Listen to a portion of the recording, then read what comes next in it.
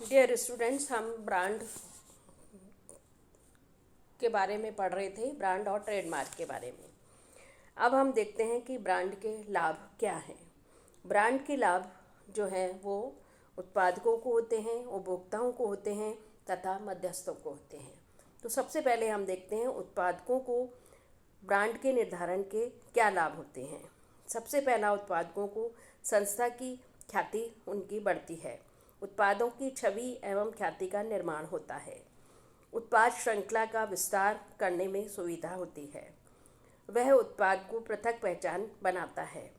इससे संस्था के लिए स्थायी ग्राहकों की संख्या बढ़ाई जा सकती है। विज्ञापन, विक्रय संवर्धन एवं प्रचार में सुविधा होती है। यह उत्पाद के बाजार विस्तार करने में सहायता करता है।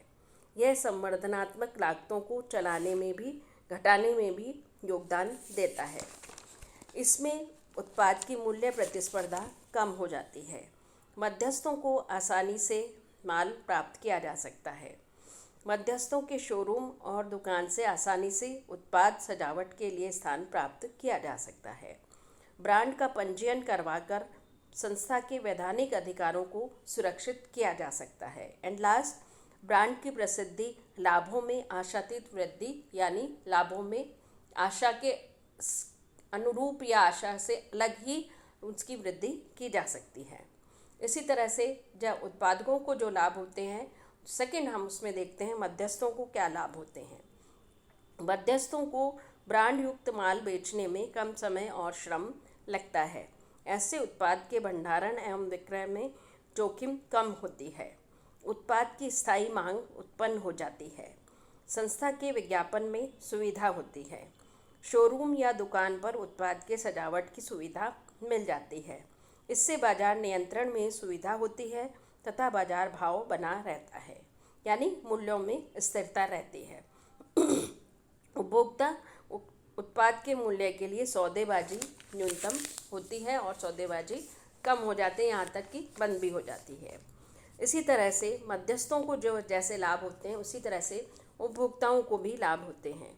सबसे पहला लाभ तो यही है कि उत्पाद की पहचानने में उनको सबसे आसानी होती है। माल की किस्म के प्रति उनका विश्वास होता है। माल के क्रय में समय एवं श्रम कम लगता है। ऐसे उत्पादों में उपभोक्ता का सामाजिक स्तर बढ़ता है।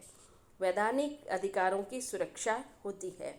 ऐसे उत्पादों का मूल्य निश्चित होता है, अतः मूल भाव या सौदेबाजी नहीं करनी पड़ती।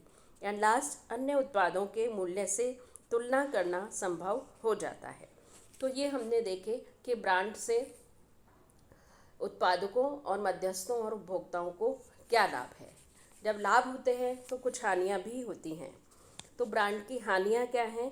तो ब्रांड की हानियों को भी हमने उसी प्रकार से बांटा है कि उत्पादकों को क्या हानि है। सबसे पहला तो उसको ये लॉस है कि माल की किस्म एवं क्रमांक के संबंध में अनेक दायित्व उत्पन्न हो जाते हैं। माल के संबंध में दिए गए आश्वासनों से बाध्य होना पड़ता है। कुछ उत्पादों का ब्रांड का उपयोग संभव नहीं हो पाता, जैसे पत्ते या हरी सब्जियां या फल, इन लोगों के लिए कोई ब्रांड नहीं बनाया जा सकता है। यदि बनाया भी जाए तो वो उपयोगी सिद्ध नहीं होता है। ब्रांड निर्माण में बहुत ही कम व्यय होता है। तो ये उत्पादकों को ये लॉस, ये हानि है। मध्यस्थों को जो हानियाँ होती हैं वो इस प्रकार हैं। स्वयं का ब्रांड होने पर उत्पादक के ब्रांड का उपयोग नहीं किया जा सकता है। ब्रांड युक्त उत्पाद की ख्याति का बन जाने पर उत्पादक की शर्तों पर माल बेचना पड़ता है। माल की किस्म के लिए उपभोक्ता के प्रति उत्तरदायित्व बढ़ जाता है। अनेक ब्रांड के वैकल्पिक उत्पादों को रखने में विनियोग अधिक होता है।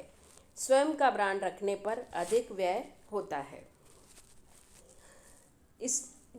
मध्यस्थों को इस तरह के उनको हानियाँ होती हैं। उपभोक्ताओं को भी इसी प्रकार कुछ हानियाँ होती हैं। उत्पाद भक्ति उत्पन्न हो जाने पर माल की किस्म पर ध्यान नहीं दिया जाता है। वैकल्पिक वस्तुओं की अच्छाइयों से वंचित रह जाता है। अनेक ब्रांड के उत्पाद से भ्रम एवं संदेह में पड़ जाता है। ब्रांड ख्याति बन जाने पर उसका अधिक मूल्य उनको देना पड़ता है। तो ये है ब्रांड के लाभ और ब्रांड की हानियाँ। अब हम देखते हैं एसेंशियल्स ऑफ गुड ब्रांड। अच्छे ब्रांड के आवश्यक तत्व क्या है। अच्छे ब्रांड के लिए उसमें आवश्यक तत्वों का होना ज़रूरी है। पहला, उच्चारण में सुविधा। अच्छे ब्रांड के प्रयास में यह आवश्यकता होती है कि इसके उच्चारण सुविधा से किया जा सके। उच्चारण में असुविधा होने पर लोग उस ब्रांड का नाम नहीं लेंगे और प्रचलित भी नहीं हो पाता है। Tata, Bata, Pond's, Lakme, rough and tough, Usha, Surf आदि ऐसे ब्रांड हैं जिनका उच्चारण आसानी से किया जा सकता है। सेकंड, इसमें जो आवश्यक तत्व है वो है छोटा एवं शॉर्ट एंड स्वीट, यानी छोटा और प्रिय होना चाहिए। उत्पाद का ब्रांड छोटा एवं प्रिय या मधुर होना चाहिए। ऐसे ब्रांड की तुलना या बोलना सभी लोगों को अच्छा लगता है। जैसा कि ब्रांड हमने अभी टाटा, बिरला, बाटा, सर्फ, निरमा के देखे। थर्ड, इसमें है मेमोरेबल, यानी स्मरण योग्य। ब्रांड स्मरण करने में सुविधाजनक होने चाहिए। लंबे नाम वाले प्राय स्मरण योग्य नहीं होते हैं, इसीलिए Bata, Maruti, Hero Honda, Coca Cola, Colgate, Closeup ये स्मरण योग्य ब्रांड हैं। गुणों का प्रकटीकरण।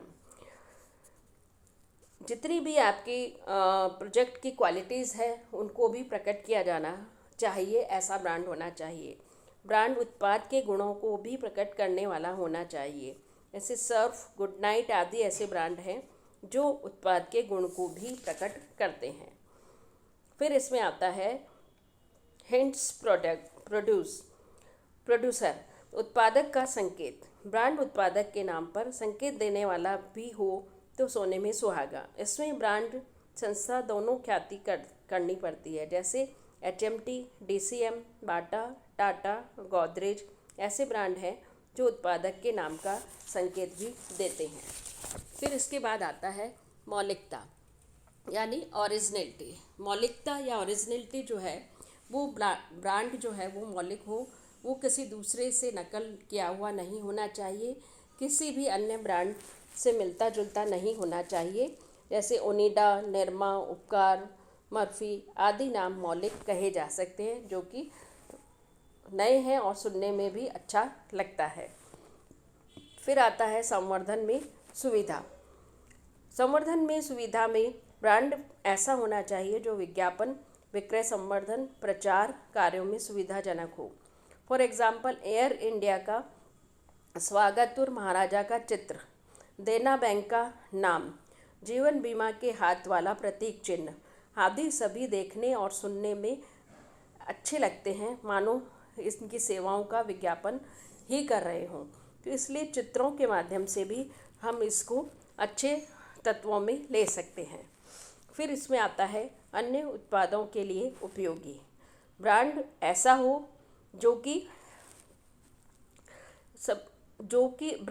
हो जो उत्पादक द्वारा उत्पादित अन्य उत्पादों के लिए भी उपयोग किया जा सकता हो।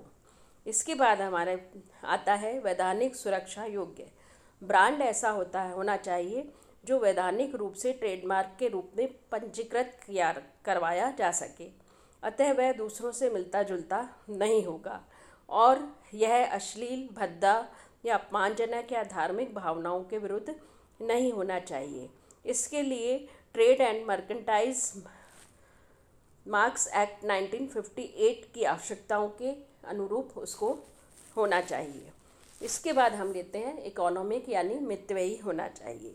ब्रांड मितव्ययी भी होना चाहिए। ब्रांड को बनाने एवं उत्पाद में लगाने के लिए उचित व्यय ही आना चाहिए। ज़्यादा अगर महंगा होगा तो ब्रांड जो है वो फेमस तो होगा, लेकिन उसको खरीदने वाले ग्राहक जो है वो या कस्टमर्स की संख्या कम होगी। इसके बाद हम लेते हैं सम्मानजनक।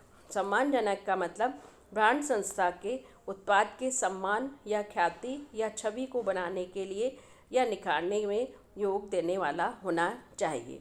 यानी अगर ब्रांड अच्छा होगा तो वो सम्मानजनक, यानी उसे पहनने या उसको यूज़ करने या उसका उपयोग करने या उपभोग करने में ग्राहक को सम्मानजनक जो है वो महसूस होता है।